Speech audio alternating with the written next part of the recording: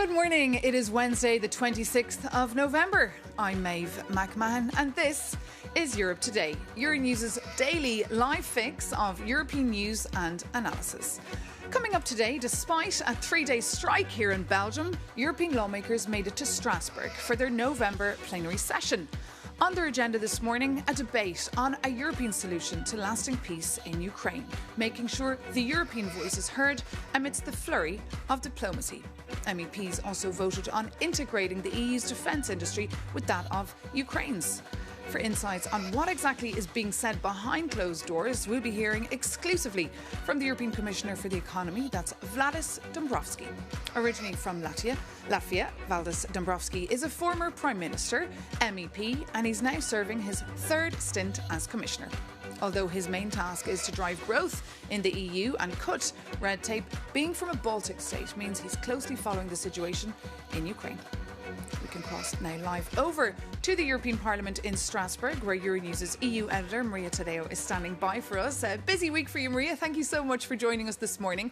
Look, let's talk about Ukraine. The talks are moving fast. We've heard President Zelensky may visit President Trump as soon as substantial progress is made. What are you hearing in Strasbourg, Maria?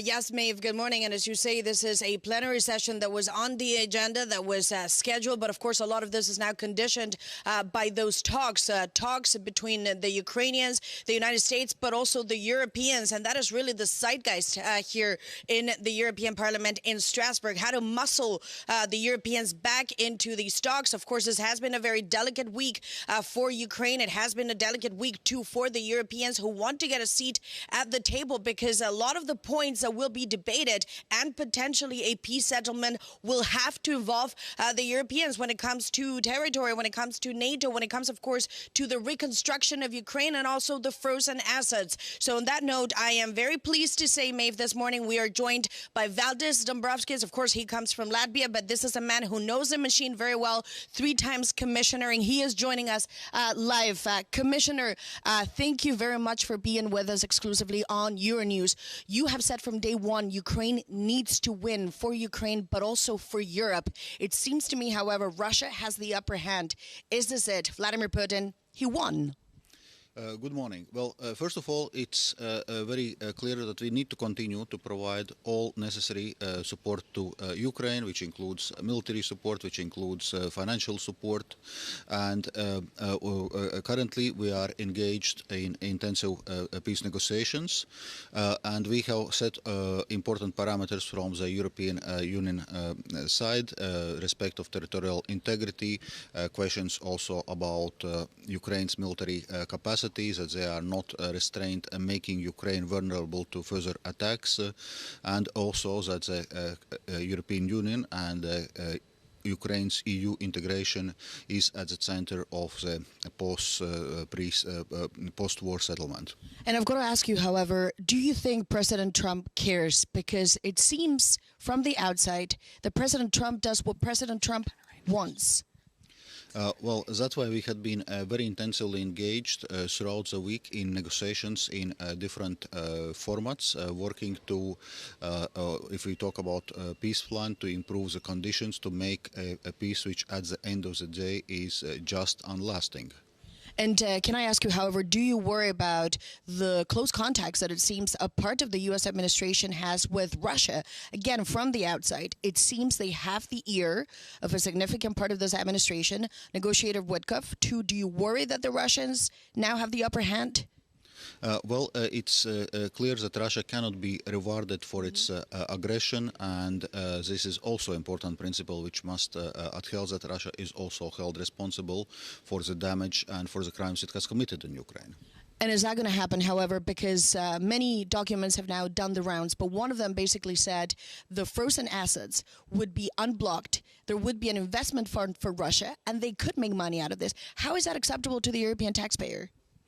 I was mentioning the issue and importance of providing further financial support to Ukraine, and this is indeed urgent issue, and as you know, one of the options we have put forward as European Commission is so-called reparation loan, which foresees use of cash balances associated with immobilized Russian assets. And there are European Council decisions, there are also G7 decisions foreseeing that Russian assets should stay immobilized for as long as Russia has not paid reparations. So you think in no way Russia and those frozen assets could be unblocked and money given to Moscow? This is a proposal and a concept we have put forward as a European Commission. We do not see a basis for rewarding Russia for its aggression. And of course, when it comes to the Europeans, the 140 billion euros, the frozen assets, you have been debating this now for weeks and months. And I have to be honest, you have said from day one that the money had to be used for Ukraine. Why is this still not moving? It seems it's a critical stage. Europeans are just talking, not taking action. Indeed, it's urgent to take action. So, following the request of EU member states, the Commission has prepared options paper outlining different options for funding. But now, indeed, it's time that we stop discussing different options, but agree what we do and move forward. And of all options, reparation loan is which can provide sizable support for Ukraine without putting additional substantial fiscal burden or on EU or its member states. So for you, the reparations loan, which has never been done in modern history, not even Second World War had this kind of reparations, that is the way to go. That is your preferred option. As Commissioner, you say we need to use the money and give it to Ukraine. Because other options are more costly for EU and member states. I wouldn't say worse, but they are more costly because it's clear that Ukraine is facing debt sustainability issues, so we cannot just go on providing another loan to Ukraine. So support we provide has to have strong grant or grant-like features, and for this to be the case, we can use these cash balances associated with Russian assets, or then member states or EU budget has to pay itself. So then let's get to the action. When it comes to December, and by the end of December, there could be a peace deal already more or less agreed between the Russians and the Ukrainians. Do you think when we get to the European Council at the end of the month, the Belgians will come around? Because so far they have played this very tough, and they say they do not think this is a good idea, and the retaliation could be severe from Russia.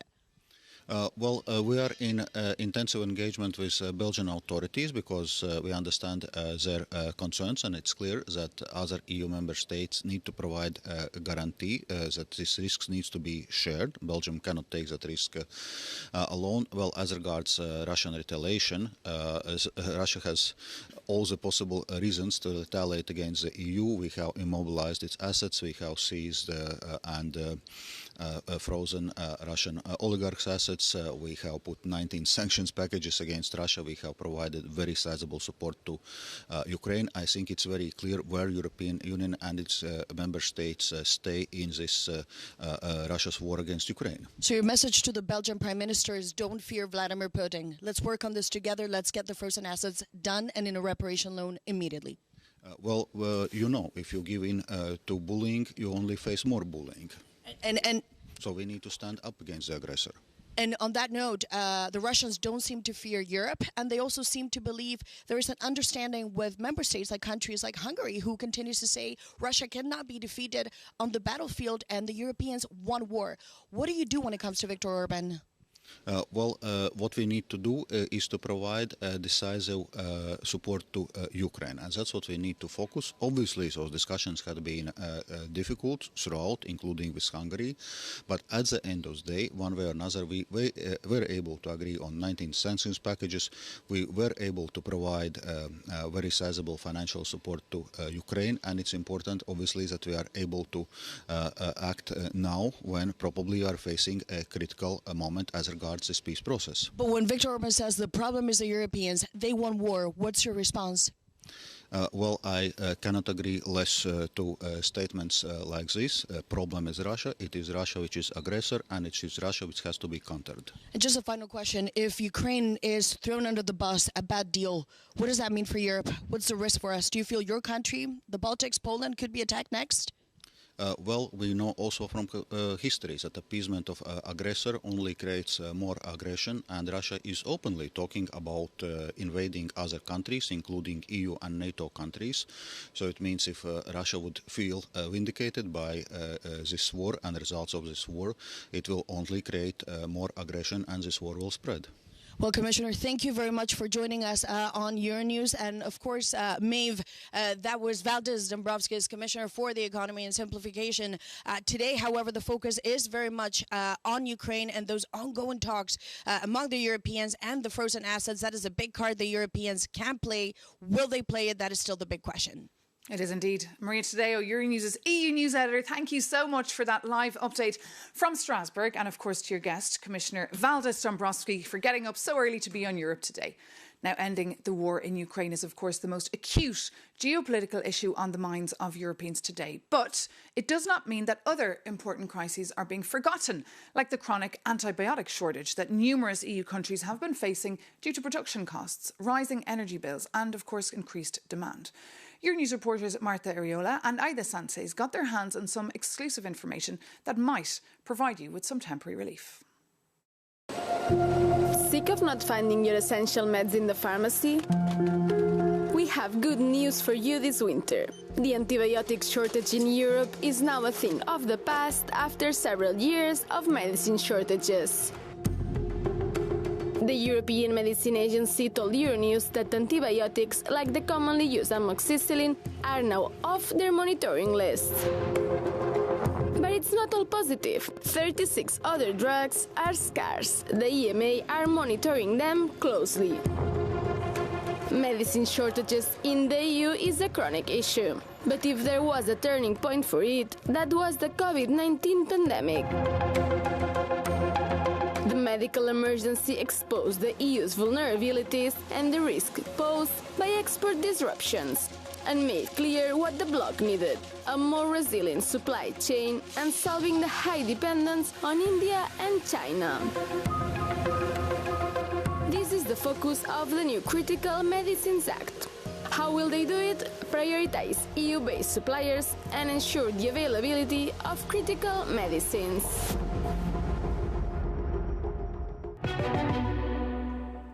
And if you're curious about those talks among EU capitals and the Parliament on this Critical Medicines Act, visit euronews.com for a longer read.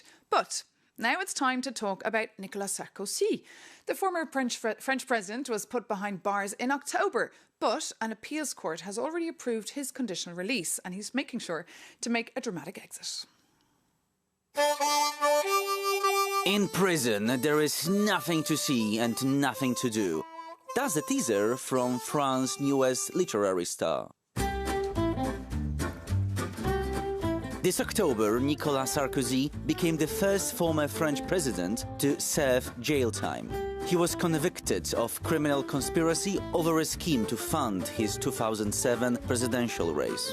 But as we've recently switched our clocks to wintertime, Sarkozy switched a 5-year sentence into just 20 days behind bars. So, what was our writer-in-residence up to inside?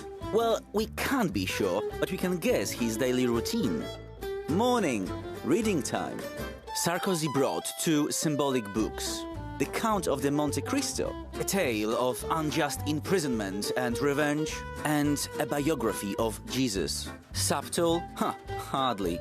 Midday, a bit of time to stretch your legs in an 11 square meter cell. No luxury here, just a hot plate for cooking, a shower, and a TV which he had to rent for €14 a month. A good deal to watch Euronews, isn't it? Afternoon. In between writing his 200-page memoir, he had to face paparazzi inside. Inmates used smuggle phones to film him through the bars and leaked the footage online. Is the book Pulitzer material? Readers will have to decide. A Prisoner's Diary will be out on December 10th. We haven't read it yet, but we can give the marketing campaign a solid 5 out of 5.